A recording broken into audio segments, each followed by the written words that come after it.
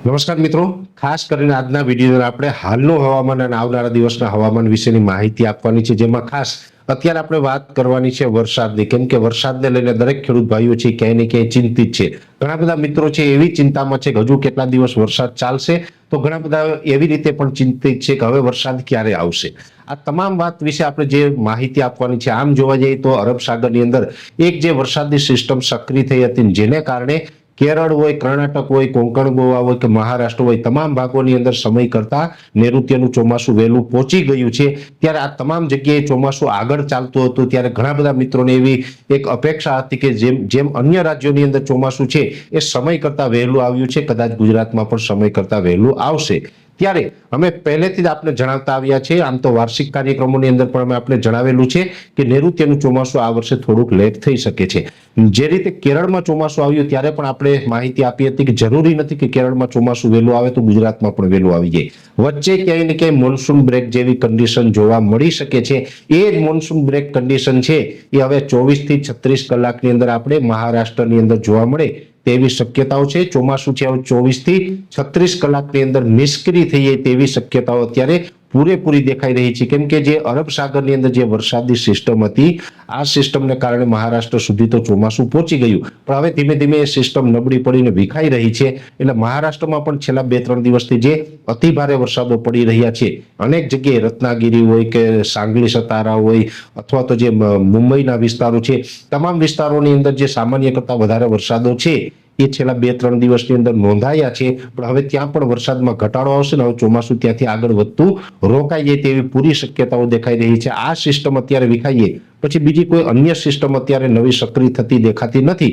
એટલે નૈઋત્યનું ચોમાસું છે હમણાં નિષ્ક્રિય થશે, ચોમાસું આગળ વધશે નહીં. પણ આ એક ચોક્કસથી છે કે વરસાદો છે ગુજરાતના છૂટાછવાયા અમુક ભાગોની અંદર જોવા મળી શકે છે, જેની અંદર ખાસ કરીને વાત કરવા જઈએ તો છેલ્લા 2 દિવસની અંદર દક્ષિણ ગુજરાત અને દક્ષિણ સૌરાષ્ટ્રના ભાગોની અંદર જે વરસાદો જોવા મળ્યા છે, જેમાં દક્ષિણ ગુજરાતના તમામ જિલ્લાઓનો સમાવેશ થાય છે.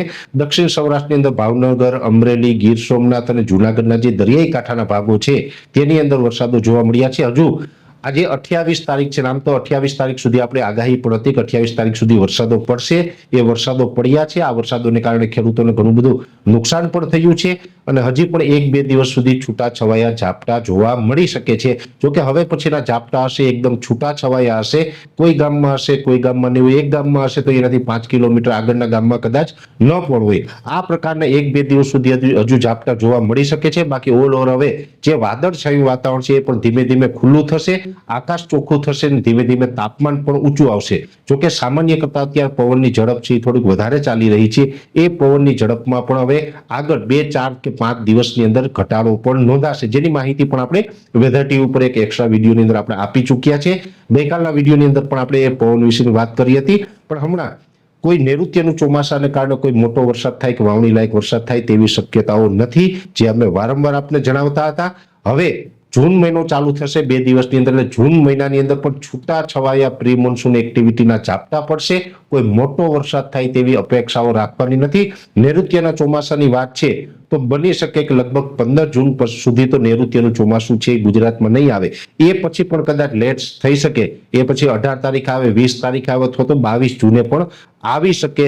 પણ હમણાં નજીકના સમયમાં નૈઋત્યનું ચોમાસું છે એ ગુજરાતમાં પ્રવેશ કરે તેવા કોઈ પરિબળો સક્રિય નથી. હા, અચાનક કોઈ એવી સિસ્ટમ બનશે ને હવામાનમાં ફેરફાર થશે અને નૈઋત્યનું ચોમાસું જો આપણે આવવાનું હશે તો ચોક્કસથી એની માહિતી આપવામાં આવશે. પણ અત્યારે કોઈ એની અપેક્ષા રાખવાની નથી, જેથી કરીને ખાસ અમે વારંવાર ખેડૂત ભાઈઓને આ અપીલ કરતા આવ્યા છે કે ભાઈ ભલે કેરળમાં વહેલું આવ્યું, મહારાષ્ટ્રમાં વહેલું આવ્યું, કર્ણાટકમાં વહેલું આવ્યું, પણ ગુજરાતમાં ચોમાસું વહેલું આવે તેવી શક્યતાઓ નથી. જે મોન્સૂન બ્રેકની અમે વાત કરતા હતા એ મોન્સૂન બ્રેક છે હવે 24 થી 36 કલાકની અંદર એની જાહેરાત થશે.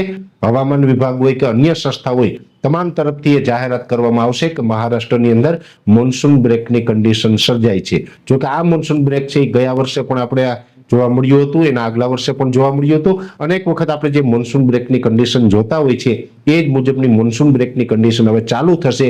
જે છૂટાછવાયા વરસાદો ચાલી રહ્યા છે એ થોડા દિવસમાં બંધ થશે, પછી રાબેતા મુજબનો ઉનાળો જ આપણે રાબેતા મુજબ જોવા મળે તેવું એક અનુમાન છે. એટલે ખાસ કરીને હવામાન વિશેની આ એક ખાસ ચર્ચા હતી.